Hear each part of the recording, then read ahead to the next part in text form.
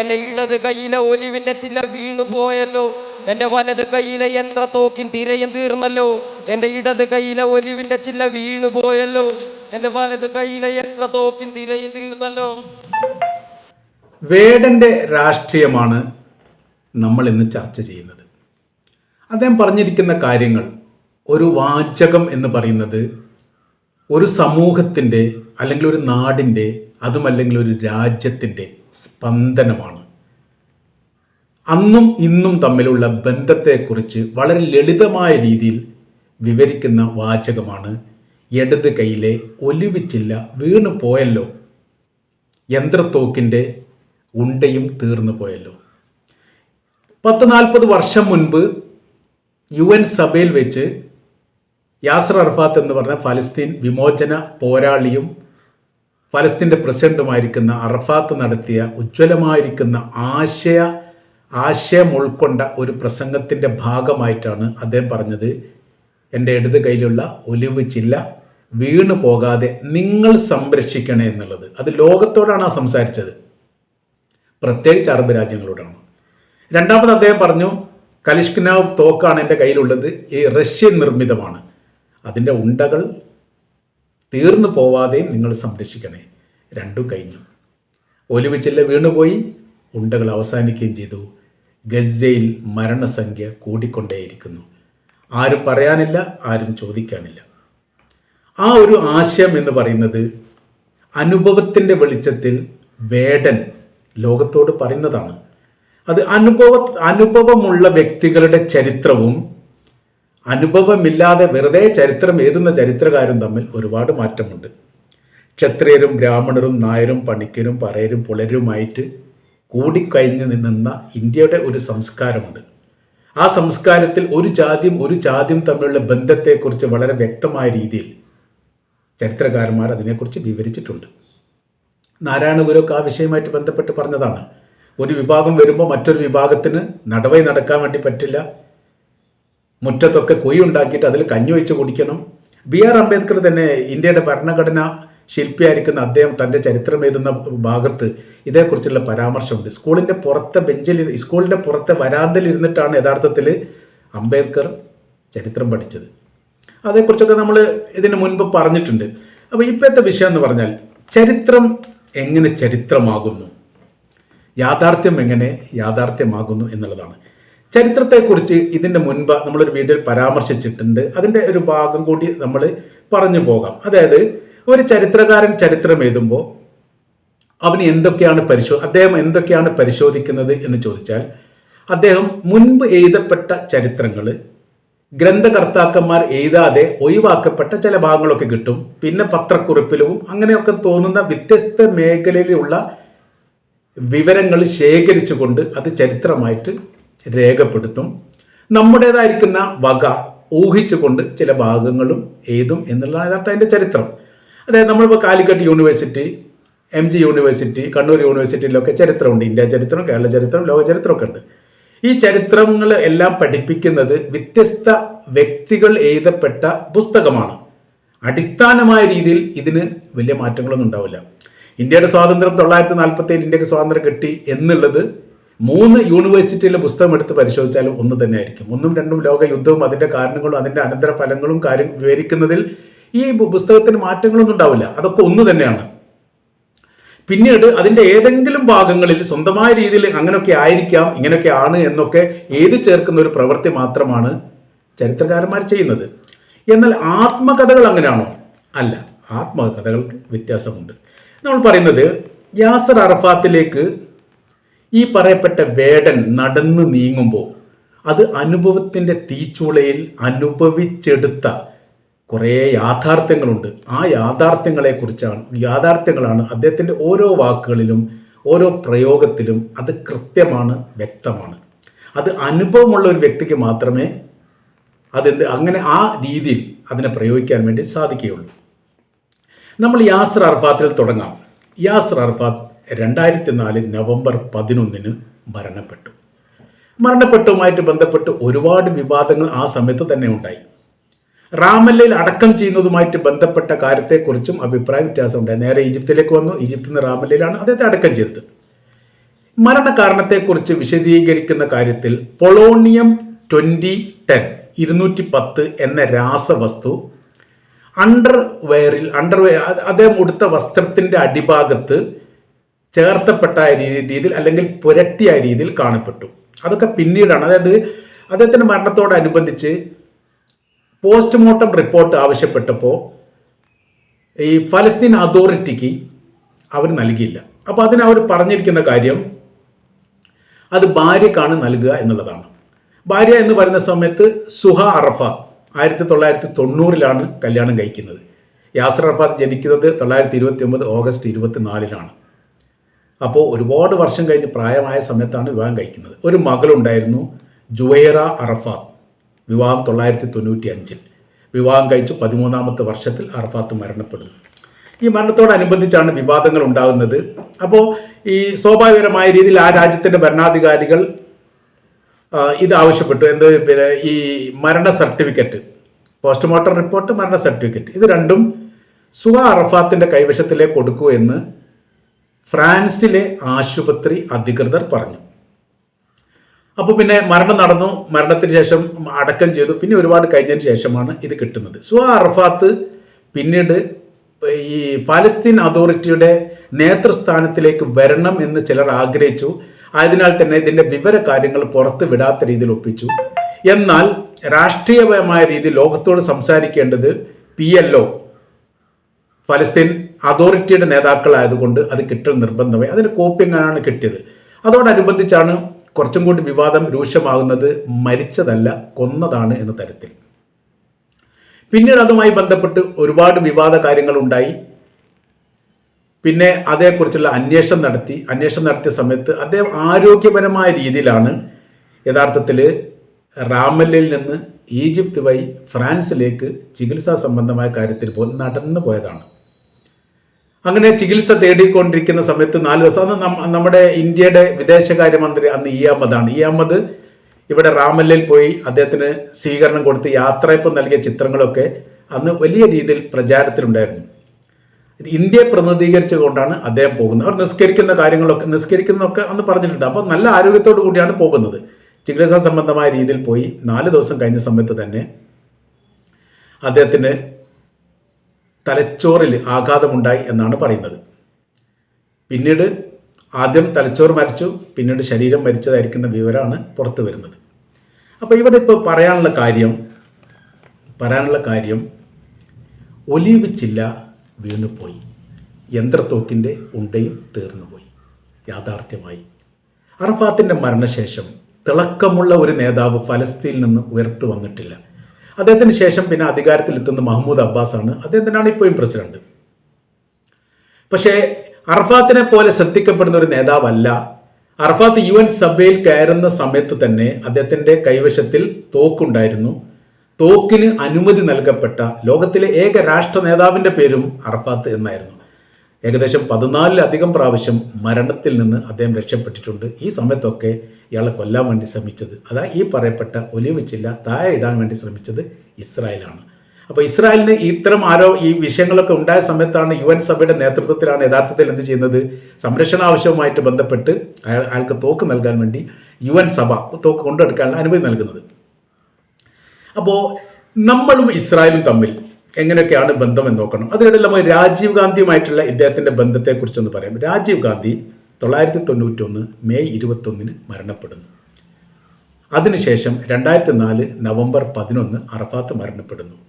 രാജീവ് ഗാന്ധി കൊല്ലപ്പെട്ട ശേഷം ലോക രാഷ്ട്രങ്ങളിൽ നിന്ന് ആദ്യമായി ഇന്ത്യയിലേക്ക് പാഞ്ഞു വന്ന രാഷ്ട്ര നേതാവിൻ്റെ പേര് യാസർ അറഫാത്ത് എന്നാണ്. യാസർ അറഫാത്ത് അവിടെ ഈ വരുന്ന വിസിറ്റേഴ്സ് രേഖപ്പെടുത്തുന്ന പുസ്തകത്തിൻ്റെ അകത്ത് ചില വാചകങ്ങൾ രേഖപ്പെടുത്തിയിട്ടുണ്ട്. അത് പിന്നീട് വലിയ രീതിയിൽ ചർച്ച ചെയ്യപ്പെട്ടതാണ്. അതിൽ പറഞ്ഞ കാര്യം, എൻ്റെ രാജ്യം അനാഥമായി, ഇനി ആ രാജ്യത്തേക്ക് ഏതെങ്കിലും ഒരു രാജ്യത്തിൽ നിന്ന് ഒരു ആക്രമണം ഉണ്ടാവുകയാണെങ്കിൽ ചോദിക്കാൻ ആളില്ലാത്ത അവസ്ഥയിലേക്ക് എൻ്റെ രാജ്യം മരിച്ചു പോയിരിക്കുന്നു എന്നുള്ള പരാമർശമാണ്. BBC-ക്ക് നൽകിയ ഒരു റിപ്പോർട്ടിൻ്റെ ഭാഗമായിട്ട് യാസർ അറഫാത്ത് അന്ന് പറയപ്പെട്ട അദ്ദേഹം രാജീവ് ഗാന്ധി മരിച്ചതിന് ശേഷം, അതായത് മെയ് 21 കഴിഞ്ഞു, പിന്നെ മെയ് 26 ഒരു അഭിമുഖത്തിൽ അദ്ദേഹം പറഞ്ഞു, ഇസ്രായേലിൽ നിന്ന് എൻ്റെ രാജ്യത്തേക്ക്, അത് ഫലസ്തീനിലേക്ക് ഒരു വെടിയുണ്ട വരികയാണെങ്കിൽ, അല്ലെങ്കിൽ ഒരു വെടിവെക്കുന്ന ഒരു ശബ്ദം കേട്ടാൽ ഡൽഹിയിൽ നിന്ന് രാജീവ് ഗാന്ധി ചോദിക്കുമായിരുന്നു എന്താണ് ഒരു ശബ്ദം കേട്ടത് എന്ന്. ബന്ധങ്ങൾ അങ്ങനെയായിരുന്നു. അപ്പോൾ ആദ്യത്തെ ചോദ്യം ഡൽഹിയിൽ നിന്നാണ്. എൻ്റെ രാജ്യത്തേക്കാണ് വരുന്നതെങ്കിൽ പോലും അത് ഡൽഹിയിലേക്ക് തുളച്ചു കയറുമായിരുന്നു. എന്നിട്ട് എനിക്ക് ആശ്വാസവാചനങ്ങൾ പറയുമായിരുന്നു. അത് രാജീവ് ഗാന്ധി ഞാൻ ഉണ്ടിവിടെ എന്ന ഒരു പ്രയോഗം നടത്തുമായിരുന്നു. ഇനി ആരുമില്ല എന്നുള്ളിടത്തേക്കാണ്. അപ്പോൾ അദ്ദേഹം നമ്മുടെ ബന്ധങ്ങൾ, ഇസ്രായേലുമായിട്ടുള്ള ബന്ധം എന്ന് പറയുന്നത് 1992 ഇസ്രായേൽ ഇന്ത്യയുമായി നയതന്ത്ര ബന്ധം തുടങ്ങി. എന്ന് വെച്ചാൽ അതുവരെ ഇന്ത്യ ഇസ്രായേലിനെ അംഗീകരിച്ചിട്ടില്ല. രാജീവ് ഗാന്ധി കൊല്ലപ്പെടുന്നത് 91 അതിനുശേഷം അധികാരത്തിൽ വരുന്നത് നരസിംഹറാവു ആണ്. അദ്ദേഹമാണ് ഇസ്രായേലുമായിട്ടുള്ള ബന്ധം തുടങ്ങുന്നത്. ഒരു വർഷത്തിനിടയിൽ രാജ്യം വലിയ രീതിയിൽ മാറ്റങ്ങളുണ്ടായി. അതായത് ഇസ്രായേലിനെ അംഗീകരിക്കുന്നിടത്തേക്ക് നമ്മുടെ രാജ്യം എത്തിയെന്ന് ചുരുക്കം. മാത്രമല്ല നയതന്ത്ര ബന്ധം തുടങ്ങിയതോടുകൂടി രാജ്യത്തിലെ പൗരന്മാർക്ക് ഇസ്രായേലിലേക്ക് ജോലി ആവശ്യാർത്ഥമോ വിദ്യാഭ്യാസവുമായിട്ട് ബന്ധപ്പെട്ട കാര്യത്തിനോ പോകാനുള്ള അനുമതി പത്രവുമായി. അത്രയും കാലം അതില്ലായിരുന്നു. 92 വർഷത്തിനൊക്കെ മുൻപുള്ള പാസ്പോർട്ടിൽ എല്ലാ രാജ്യത്തേക്കും ഇന്ത്യൻ പൗരന്മാർക്ക് പ്രവേശനം ഉണ്ടായിരുന്നു. വിത്തൗട്ട് ഇസ്രായേൽ എന്ന് എഴുതിയ ഒരു സീല് നമ്മുടെ പാസ്പോർട്ടിൻ്റെ അകത്തുണ്ടായിരുന്നു. എൻ്റെ കയ്യിലുണ്ട് ആ പാസ്പോർട്ടൊക്കെ. മുമ്പ് ഞാൻ എടുത്ത പാസ്പോർട്ടിൻ്റെ അകത്ത് ആ സീലുണ്ട്. ഇസ്രായേലിലേക്ക് ഒഴിച്ച് ലോകത്തെ എല്ലാ രാജ്യത്തിലേക്കും പ്രവേശിക്കാൻ പറ്റുമെന്നായിരുന്നു. 92 നമ്മളെ നയങ്ങളും നിലപാടും മാറി. അപ്പോഴാണ് ഇവിടെ പറയേണ്ട കാര്യങ്ങൾ ഒലിവിച്ചില്ല, വീട് പോവുകയാണ്. അപ്പോൾ പിന്നെ അസ്വാതന്ത്ര്യങ്ങൾ വരുന്നു, അടിമത്ത രീതിയിലേക്ക് കാര്യങ്ങൾ പോകുന്നു. പിന്നെ ഇന്ത്യയുടെ അംഗീകാരങ്ങളായ എംബസി അംഗീകരിക്കപ്പെട്ടു, അങ്ങനെയൊക്കെ പോയി. 1980 ഫലസ്തീൻ്റെ എംബസി ഇന്ത്യയിൽ തുറക്കുന്നത്. അത് കഴിഞ്ഞ് 12 വർഷം കഴിഞ്ഞതിന് ശേഷമാണ് ഇസ്രായേലിൻ്റെ എംബസി തുറക്കുന്നത്. 1980 ഫലസ്തീൻ എംബസി തുറക്കുന്ന സമയത്ത് PLOയെ അംഗീകരിക്കുകയും ഇന്ദിരാഗാന്ധി എംബസി തുറക്കണമെന്ന് ആവശ്യപ്പെടുകയും ചെയ്തു. ഇന്ദിരാഗാന്ധിയാണ് ഫലസ്തീൻ്റെ എംബസി ഇന്ത്യയിൽ തുറക്കാൻ വേണ്ടിയിട്ടുള്ള അംഗീകാരം നൽകുന്നത്.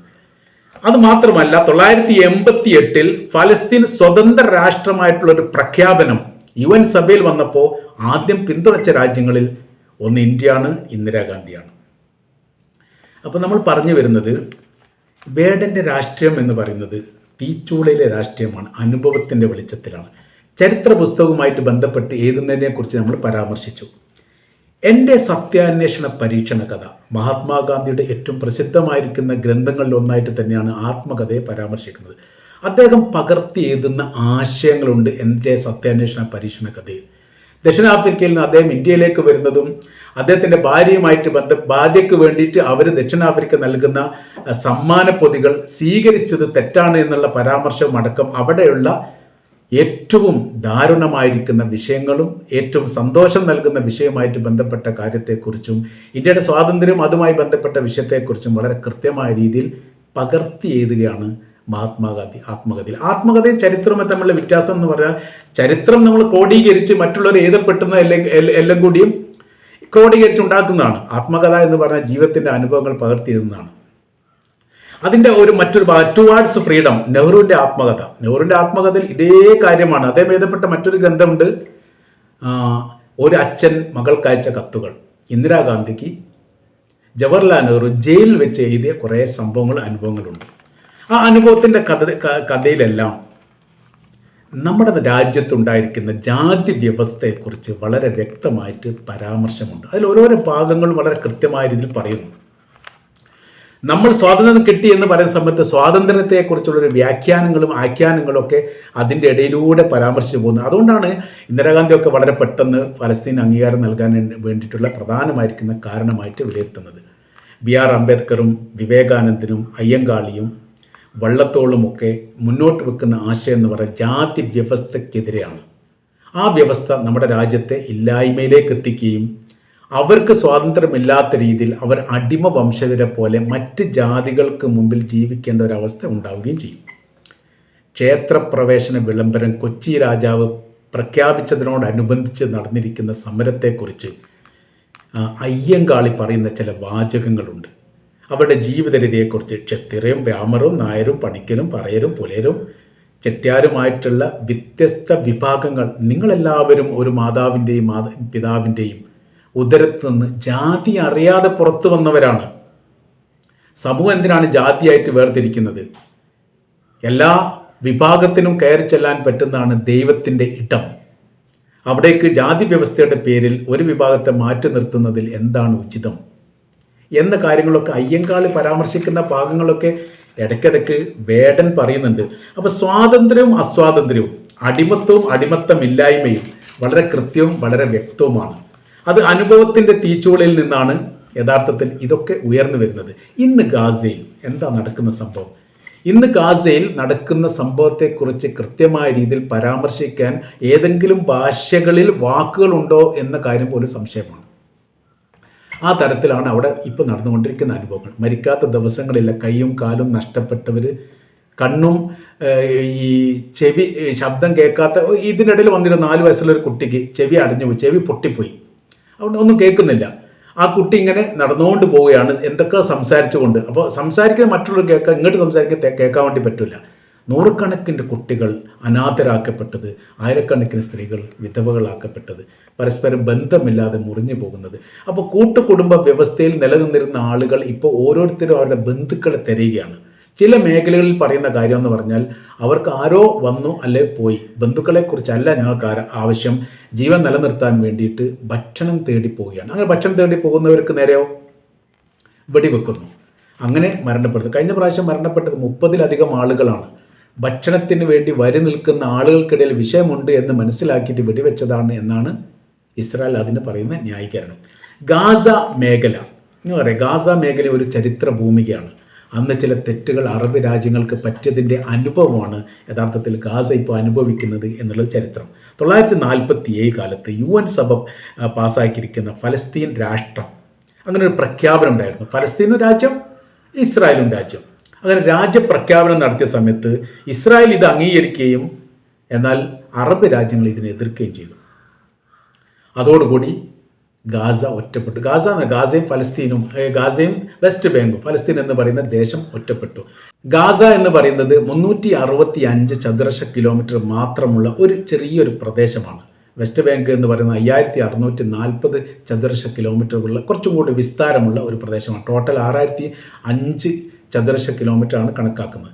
ഗാസയിൽ നിന്ന് വെസ്റ്റ് ബാങ്കിലേക്ക് നമ്മൾ പറയുന്ന സമയത്ത് ഫലസ്തീൻ, ഗാസയും വെസ്റ്റ് ബാങ്കും, ഈ 2 പ്രദേശവും തമ്മിൽ യഥാർത്ഥത്തിൽ ഒരു ബന്ധവുമില്ല.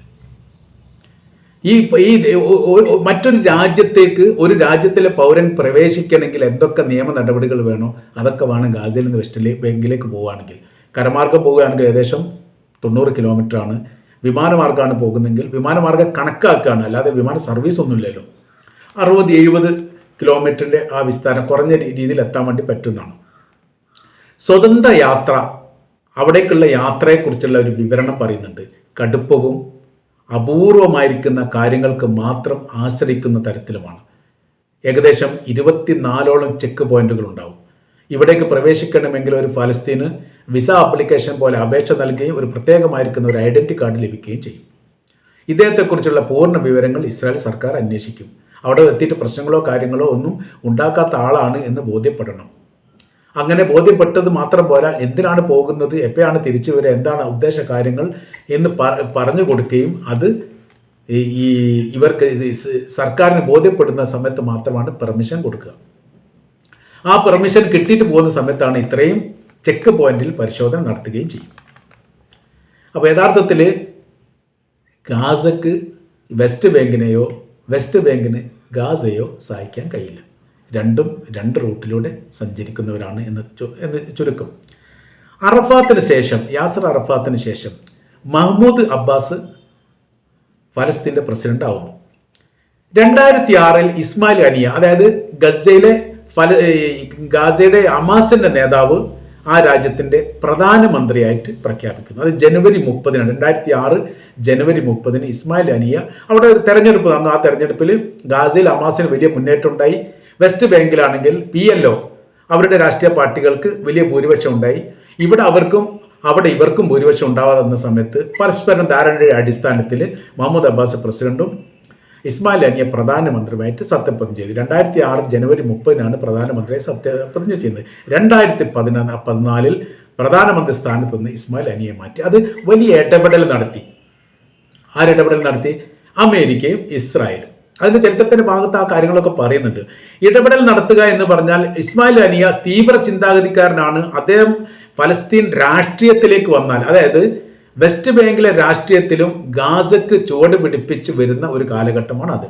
അതിന് സജീവത ഉണ്ടാകുന്ന സമയത്ത് PLO അവിടെ താഴെ മൂക്ക് കുത്തി വീഴുകയും ഗാസയിലെ ഹമാസ് രാജ്യം ഒട്ടുക്കും, അതായത് വെസ്റ്റ് ബാങ്കിലും ഗസയിലും ഒരുമിച്ച് ഭരണം നടത്തുന്ന ഒരു സ്ഥിതിയിലേക്ക് വരും എന്നുള്ളതിനാലും അവരെ ശ്രദ്ധിച്ചിട്ടില്ലെങ്കിൽ അപകടകരമായിരിക്കുന്ന നീക്കങ്ങൾ ഉണ്ടാവും, നമ്മൾക്ക് നിയന്ത്രിക്കാൻ വേണ്ടി സാധിക്കുകയില്ല എന്നുള്ള മുന്നറിയിപ്പ് അമേരിക്ക നൽകിയെന്ന് മാത്രമല്ല ഫലസ്തീന് നൽകുന്ന സഹായങ്ങൾ അവർ സ്റ്റോപ്പ് ചെയ്തു. അങ്ങനെ വരുന്ന സമയത്ത് അമേരിക്ക സ്റ്റോപ്പ് ചെയ്ത സമയത്ത് അമേരിക്ക ഇവര് യൂറോപ്യൻ രാജ്യങ്ങൾ വലിയ നല്ല ബന്ധമാണ്. അമേരിക്ക അവരുമായിട്ട് ബന്ധപ്പെട്ടുകൊണ്ട് ഇദ്ദേഹത്തെ മാറ്റിയിട്ടില്ലെങ്കിൽ സഹായധനങ്ങൾ ഒഴിവാക്കണമെന്നാവശ്യപ്പെട്ടു. അതോടുകൂടി എന്തായി? അവിടെ ഈ രാജ്യം ആശ്രയിച്ച് ജീവിക്കേണ്ട രാജ്യമാണ് ഫലസ്തീനെ സംബന്ധിച്ചിടത്തോളം. അങ്ങനത്തെ പ്രതിസന്ധി വന്നു. മഹ്മൂദ് അബ്ബാസ് ഇദ്ദേഹത്തെ പുറത്താക്കി. അത് 2014 ഏകദേശം 2006 അധികാരത്തിൽ വരുന്നു. 12 വർഷം അങ്ങനെ വന്നു.